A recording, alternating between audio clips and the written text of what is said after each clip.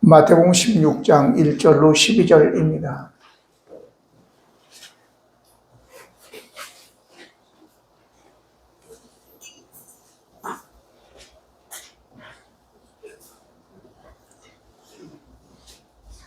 바리새인과 사두개인들이 와서 예수를 시험하여 하늘로부터 오는 표적을 보이기를 청하니 예수께서 대답하여 이르시되 너희가 저녁에 하늘이 불구나 알지니라 하고 아침에 하늘이 붉고 흐리면 오늘은 날이 굳겠다 하나니 너희가 날씨는 분별할 줄 알면서 시대의 표적은 분별할 수 없느냐.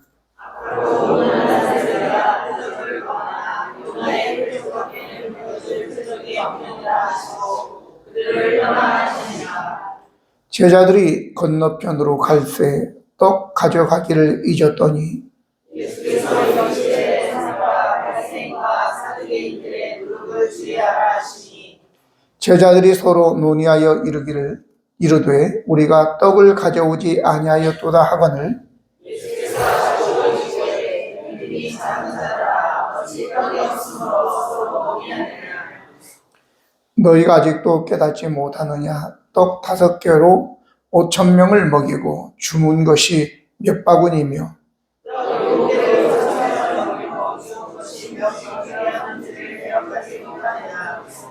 어찌 내 말한 것이 떡에 관함이 아닌 줄을 알지 못하느냐. 오직 바리새인과 사두개인들의 누룩을 주의하라 하시니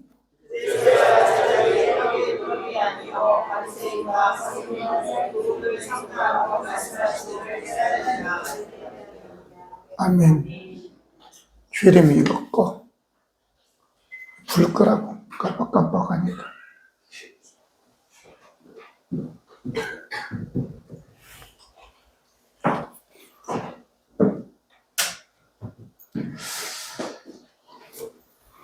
오늘 말씀은 좀 초신자들에게가 아니라 오래 신앙생활 한 사람들에게 들려주는 말씀이기 때문에 마음에 준비를 하시고 잘 받아들이시길 바랍니다. 광고물들을 보면 그 제품을 사용하면 없는 머리가 금방 무성하게 그렇게 자랄 것 같은 광고를 하죠. 요즘에는 그 당뇨가 그냥 일상화되어 있기 때문에 그 제품을 먹게 되면 한 2, 3주면 당뇨가 완전히 그냥 건강하게 되는 것 같이 그렇게 과대 광고를 하게 되죠. 어떤 때는 그냥 너무 화가 나기도 하고, 아니 정부는 왜 이런 이제 그 거짓 광고를 규제하지 않을까. 너무 과장하잖아요. 그런 마음이 드는데 한편 또 돌아보면 그게 우리의 모습이 아닌가 그렇게 생각이 들더라고요. 우리의 모습이 과대 포장을 하고 과대 광고를 하잖아요.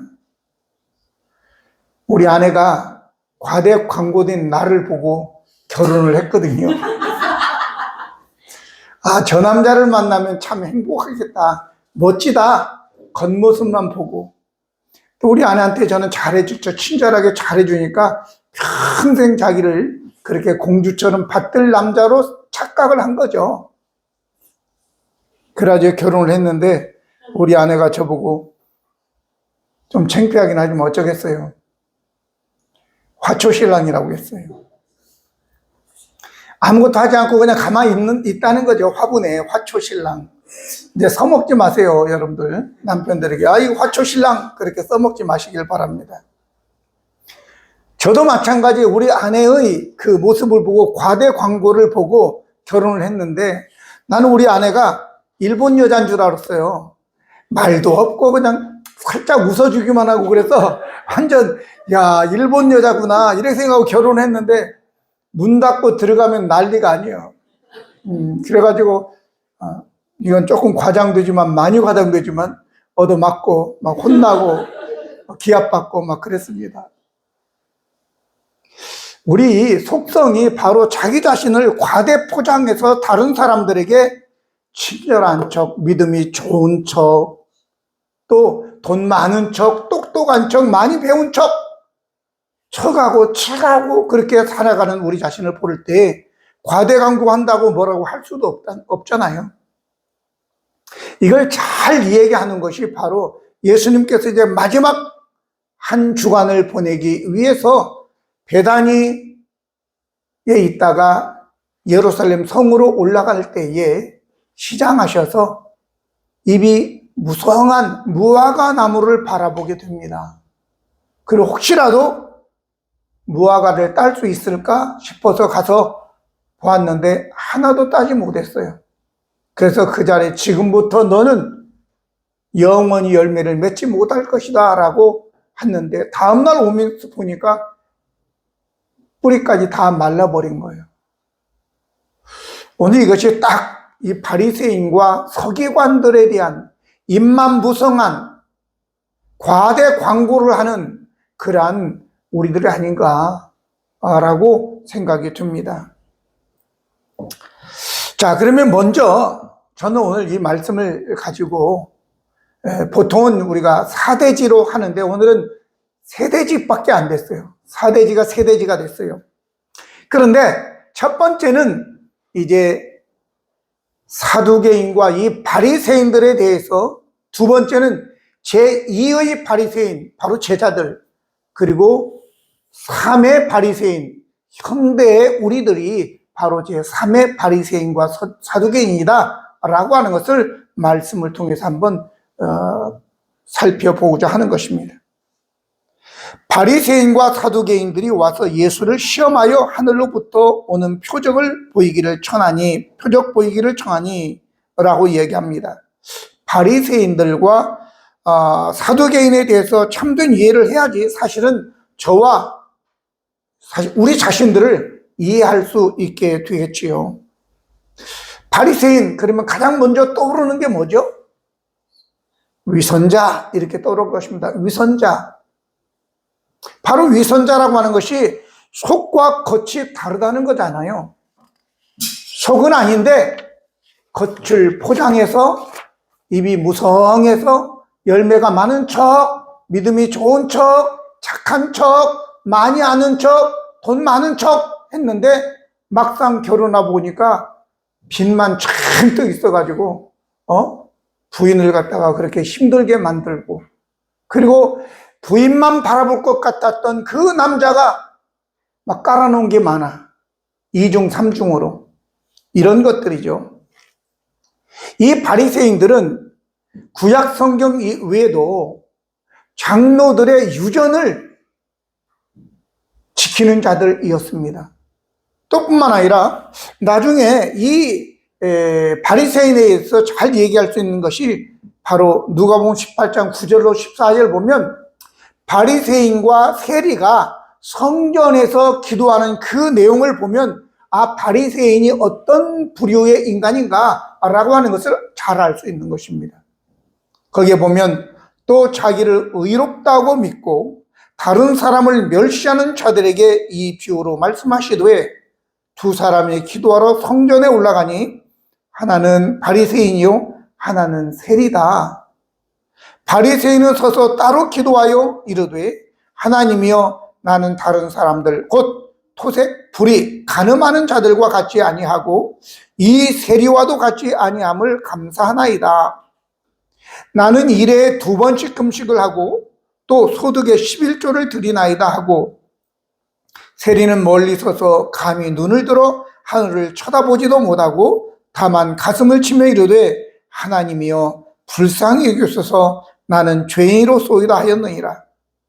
내가 너희에게 이르노니 이제 저 바리새인이 아니고 이 사람이 의롭다 하심을 받고 그 집으로 내려갔느니라.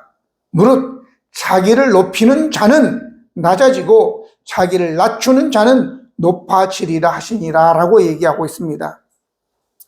바리새인들의 신앙생활이 상당히 모범적이다 못해 성경보다도 오히려 더 많이 열심으로 그렇게 기도도 하고 금식도 본래는 대속죄일을 한 번 하는데 일주일에 2번씩이나 하고 성경이 말하지도 않은 장로의 유전까지 또 지키는 그런 열정을 보였음을 알 수 있는 것입니다. 문제는 이들의 이 열심이 하나님 앞에서가 아니라 사람들에게 자기를 보여주기 위해서, 자기를 의롭게 여기게 하기 위해서, 자기가 높아지기 위해서 했다는 것이죠. 이게 문제죠.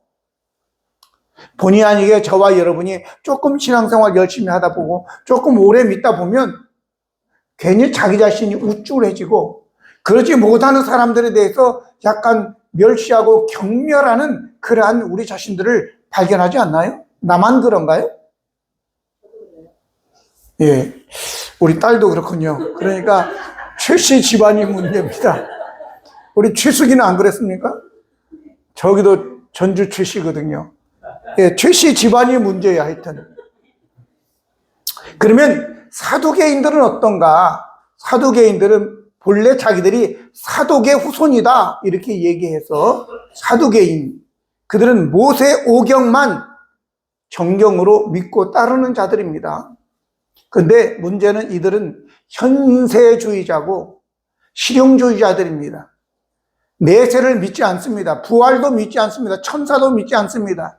그러니까 적당하게 세상과 타협하고 로마 세력과 타협하고 헤롯 왕과도 타협하고 그러므로 인해서 정치적인 권력을 유지해 가는 거죠. 적당히 세속주의자들인 것입니다. 그러나 일반 백성들에게는 그다지 영향력을 끼치지 못했었다고 합니다. 그런데 이 바리새인들과 서기관들이 예수님에게 하늘로부터 당신이 하나님께로부터 보내졌다는 그 표적을 우리에게 보여달라, 이렇게 얘기하죠. 그런데 이미 예수님은 많이 보여주셨잖아요. 여기에도 기록되어 있지만 오병이어를 가지고 5,000명을 모이고 12광주리가 남았다.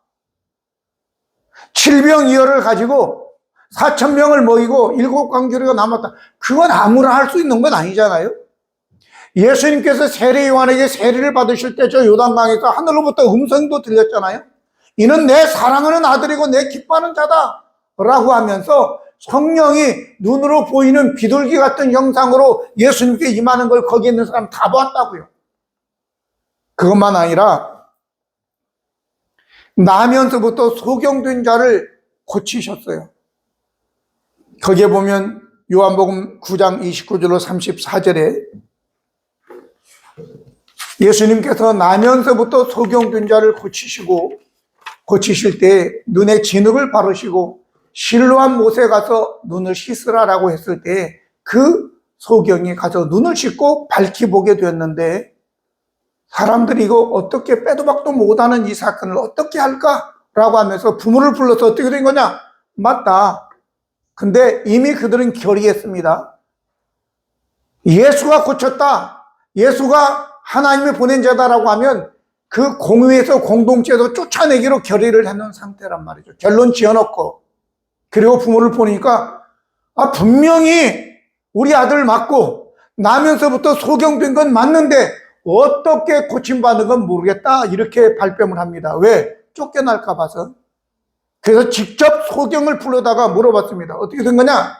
예, 내가 나면서부터 소경된 건 맞고 그런데 이상하다, 이렇게 얘기한 거예요. 이상하다. 어떻게 하나님이 죄인을 듣고 고쳐줄 수 있을까? 아니, 그분이 하나님께로부터 보냄을 받지 않았다면 어떻게 내 눈을 고칠 수 있을까? 나 그런 얘기 들어본 적도 없다. 그러니 그 사람은 하나님께로부터 온 것이 맞다, 이렇게 얘기합니다. 믿지 않는 그들을 보고 이상하다고 얘기하니까 그 사람들의 반응입니다. 그들이 대답하여 이르되 네가 온전히 죄 가운데 태어나서 우리를 가르치느냐? 하고 이에 쫓아내어 보냈다, 이렇게 나옵니다. 이제 그들이 예수님 믿지 않는 것이 예수님이 하늘로부터 온 표적이 없는 것이 아니라 안 믿으려고 하는 그 구실을 얘기하는 겁니다. 자기들이 왜 안 믿느냐? 바로 이렇게 해서 안 믿는다. 안 믿는 것을 합리화하기 위해서 구실을 만들어내려고 하는 것이죠. 예수님께서 누가복음 14장 15절로 20절 보면 이런 내용이 나옵니다.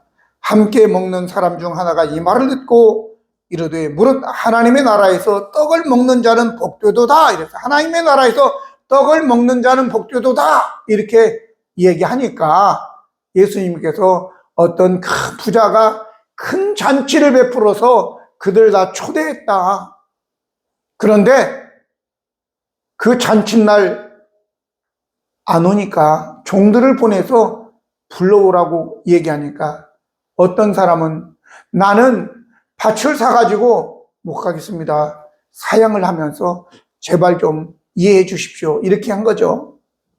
또 다른 사람을 찾아갔더니 나는 소를 5결이 10마리를 사가지고 시험해 보려고 지금 나가봐야 됩니다.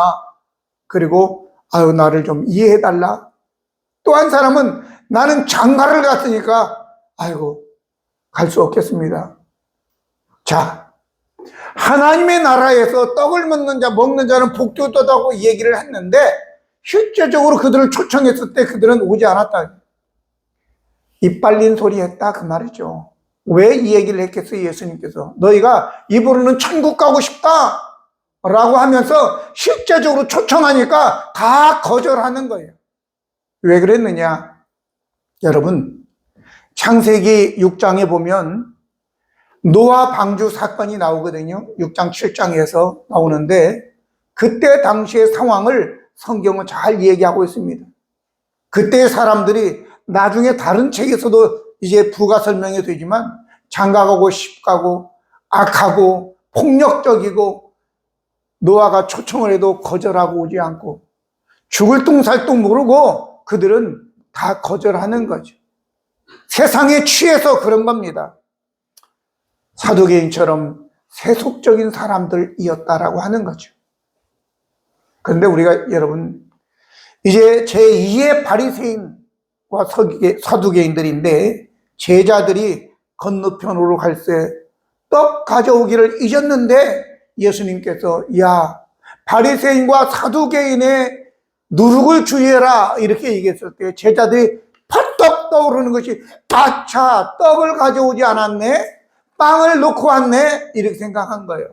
뭐든지 다 빵으로 연결해 버리는 거예요. 나는 아니지요? 아닙니다. 예수님께서 누가 나를 팔 것이다 라고 하니까 제자들이 다 한 사람 한 사람 나는 아니지요 나는 아니지요 라고 돼. 아니 너야 라고 하는 거죠. 여러분 이 말씀을 들으면서도 지금 예수님은 사실 그 사두개인과 바리새인들에게 이야기하는 것이 아니라 제자들에게 지금 가르치기 위한 것이고 2000년 전에 제자들이 아니라 바로 오늘 앉아 계신 여러분과 저에게 주님은 하시는 말씀이라는 사실을 기억하시기 바랍니다. 그래서 오늘 누구를 성경에 책망을 하면 나는 아니겠지.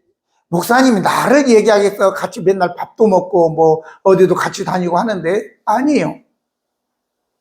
같이 다니니까 더 잘 알아가지고 내가 얘기하는 거예요. 찔러대는 거예요. 모르는 사람을 왜 찔러대겠어요, 내가. 가끔 주일날만 오는 사람은 찔러댈 것이 없어요. 몰라요. 내가 정현숙 집사님이 뭔 생활하는데 어떻게 알아요? 못 찔러대죠. 근데 우리 이정 권사 같은 사람은 내 찔러대죠. 유권사도 마찬가지로. 새벽마다 보니까 찔러대는 거예요.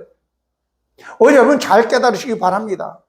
예수님께서 이 바리새인과 사두개인들의 사건을 가지고 결국은 예수님의 제자들을 향하여 있는 것입니다. 그러니까 말씀을 들을 때 숨지 말기를 바랍니다. 그냥 확 열고 때리십시오, 쏘십시오, 자르십시오 이렇게 우리 자신을 떠벌리고 주님께 내놔야 돼요. 그렇지 않으면 숨으면 안 돼요. 내가 아픈데 의사를 찾아가서 내가 이런저런 근데 여성들 가리고 싶은 거 있잖아요. 그래가지고 갔다가 아유 창피해. 그리고 돌아가면 계속해서 그 고통을 당할 수밖에 없는 거예요. 그냥 부끄러워도 아픈 것이 부끄러운 것보다는 더 힘드니까 내놓는 거 아니겠어요? 자, 그래서 이 제자들, 바리새인들과 서기관들만 자기 자랑했냐? 아니, 예수님의 제자들도 그랬던 거예요. 길을 가다가 싸움이 벌어졌어요. 누가 크냐? 이렇게 했잖아요. 그런데다가 이들 사두개인들만 세속적이냐? 아니, 이 사람들도 떡 가져오기를 입었다고 누룩 끓으니까 바로 빵으로 연결하잖아요. 설탕 그래도 빵으로 연결했을 것이고, 밀 그래도 빵으로 연결했을 것이고, 밀가루 그러면 더더욱 빵으로 연결했을 거예요. 모든 것을 다 빵으로 연결하는 거예요. 그런데 성경에 마태복음 6장 31절로 32절 보니까, 그러므로 염려하여 이르기를 무엇을 먹을까, 무엇을 마실까, 무엇을 입을까 하지 말라. 이는 다 이방인들이 구하는 것이라. 너희 하늘 아버지께서 이 모든 것이 너희에게 있어야 할 줄 아시느니라 라고 했잖아요. 저들이 빵빵 떡 가져오기를 잊었다라고 했을 때 그게 바로 이방인들이 구하는 것이었다라고 얘기잖아요. 그게 더 이상 우리가 할 말이 없는 겁니다. 높아지기를 원했고 배만 생각한 이 제자들이었다 그 말이죠. 그러면 이제는 우리에게로 와야 되지 않겠어요? 어렸을 때 보면 우리가 천연두 주사를 맞죠. 엄청 아프잖아요, 그죠? 저는 여기에 크게 흉터가 있습니다. 긁어가지고. 지금은 막 조금 이렇게 있다가 마는데, 그럼 이제 줄을 서가지고 그걸 맞아야 되는 거예요. 그럼 막, 내 차례가 한 번, 두 번 오게 되면 이제 막 떨리는 거죠. 운동할 때도 그렇습니다. 이제 시합 나가면 우리 예린이도 이제 시합 나가면 그러는 거예요. 순서대로 하거든요. 저쪽 편, 우리 편 하나씩 하면 내 차례가 되면 이제 예린이는 무슨 생각이 나죠? 화장실을 가고 싶은 생각이 납니다. 예린이 그래 해봤어, 안 해봤어? 그렇지? 그렇대요. 저도 그랬어요. 이제 7명이 한 팀이 돼서 7명이 하나씩 나가다 보면 내 차례가 오면 화장실 금방 갔다 왔는데도 또 그냥 그러듯이 두려운 거죠. 여러분, 제자에서 끝냈으면 참 좋겠죠? 근데 거기서 끝나면 안 돼요. 바로 이 말씀이 우리를 향한다는 것을 기억하시기 바랍니다. 제3의 바리새인과 사두개인들입니다. 오늘 왜 우리가 하나님의 말씀을 읽고 듣고 공부하는데 삶의 변화가 없을까요? 인격의 변화가 일어나지 않을까요? 그건 우리가 숨기 때문에 그렇습니다. 나는 아니지요 라고 숨어버리기 때문에 그런 거예요.